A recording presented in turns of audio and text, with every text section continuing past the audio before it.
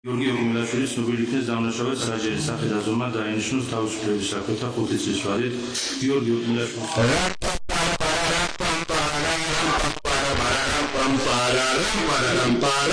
აგენტების კანონის მოწინააღმდეგე, რომელსაც სისტემა პოლიციელზე ძალადობას ედავებოდა, მოსამართლე გიორგი გელაშვილმა 5 წლიან პატიმრობაში გაუჩვა. გიორგი ოკმალაშვილი სისტემის კიდევ ერთი პატიმარია, რომელსაც რეჟიმმა მოძალადე პოლიციელების ძალადობის მოგერიება არ აპატია. სინდისის პატიმარი ცდილობდა კლანის მოსამართლისთვის აეხსნა, რომ გომოლაურის რაზმის თანამშრომლების ძალადობას სხვანაირად ვერ უპასუხებდა და იძულებული იყო, რომ თავი დაეცვა.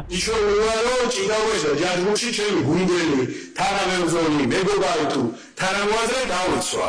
ამიტომაც გადავწყვიტე, რომ ხელი შემეშალა და მეც რაღაცნაირად ჩავთვლილავი ამ ჯიკაობაში და ცემად ყებაში. აუცილებელი მოგერიების პარლამენტში მოქმედებდი. სინდისის პატიმრის 5 წლის ციხეში გაშვებამ საქალაქო სასამართლოს დარბაზები პროტესტის ეპიცენტრად აქცია. მოსამართლე გიორგი გელაშვილს ხალხმა მონა ეძახა. აქამდე გელაშვილმა არასაპატიმრო საქმეები განიხილა, რაც აჩენს ეჭვს, რომ პროცესი ხელოვნურად გააჭიანურეს და სალომე ზურაბიშვილს მისი შეწყალების უფლება არ მისცეს.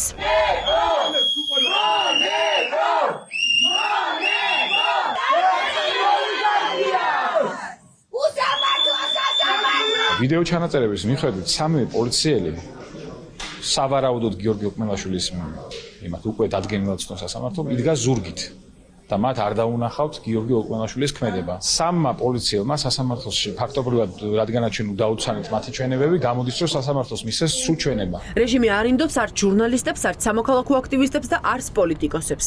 დღეს საქალაქო სასამართლოში ნაციონალური მოძრაობის ლიდერის სოფო ჯაფარიძის სასამართლო პროცესი გაიმართა. მას ხელოვნურად გზის გადაკეტვას ედავებიან. პროცესზე შინაგან საქმეთა სამინისტრომ რამდენიმე ვიდეო მტკიცებულება წარმოადგინა. თუმცა დაცვის მხარე ამბობს, რომ არც ერთ ვიდეოში სოფო ჯაფარიძის ბრალეულობა არ იკვეთება. მიუხედავად ამისა, კლანის მოსამართლე ლევლად საგარეიშვილმა სოფო ჯაფარიძე 500 ლარით დააჯარიმა. არ მინდა საზოგადოების დიდი ყურადღება დამეთმოს მე მაშინ, როდესაც ქვეყანაში ყავს 53 სინდისის პატიმარი და მე მინდა პირველ რიგში დავიწყო ამით. თავისუფლება მზია ამაღლობელს, რომელიც 23 თვითონ შეგაწყვეტილებს ფორმის დარბაზში ბრძანდებით კონკრეტული საქმის განხილვა მიმდინარეობს. შესაბამისად, ეს არ არის ის შემთხვევა, სადაც შესაძლოა აქციის მონაწილე ან აქცია არ არის. ეს ხედავთ, რომ რა აღნიშნულ სამხედროების ჩადენის ხარჯს. თუმცა როგორ სოფიო ჯაფარიძის ვიდეოში არის ისაკო დევიძე ერთ-ერთია იმ სამოქალაქო აქტივისტებს შორის, რომელსაც გომოლაურის რაზმი ჯერ ფიზიკურად გაუსწორდა, შემდეგ სახლი გაუჩხრიკეს და ნივთმტკიცებად საქართველოს და ევროკავშირის დროშები ამოიღეს. წაიღეს 2000 ლარი, რომელიც დედის ოპერაციის ფული იყო.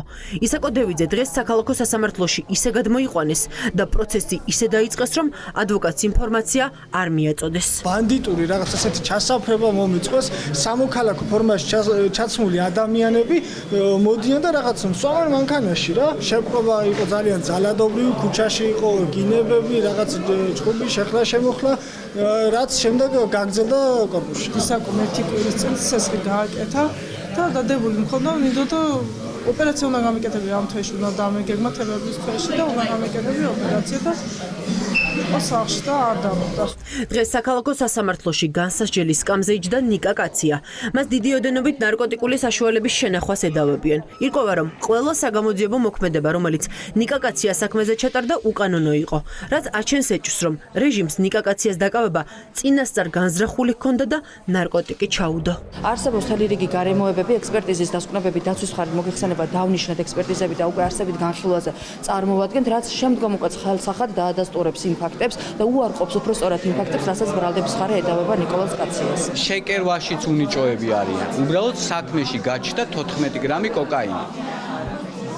ყველამ კარგად ვიცით, რომ ამოღების მომენტში, ჩხრეკის მომენტში უწყვეტი ვიდეო კადრი უნდა იყოს. რეჟიმის კიდევ ერთი ტყვა სამედიცინო უნივერსიტეტის სტუდენტი 21 წლის გიორგი მინდაძეა. მას პოლიციელზე თავდასხმას ედავებიან, თუმცა ადვოკატი ამბობს, რომ საქმეში არ დევს არც ერთი პირდაპირი მტკიცებულება, რომელიც დაადასტურებს, რომ პიროტექნიკა პოლიციელის მიმართულებით მან გამოიყენა. ჯერ ვერავინ ვერ დავინახე დაზიანებული ვერც ფორმაში წარმოადგინა ვერავინ, ვერც დაზარალებული ვნახე. ხმამავატლა ვამბობ, რომ სასამართლოში ვარ. არ არის გიორგი, ვერ ივლის აქციებზე, დედა ივლის არ გაჩერდება.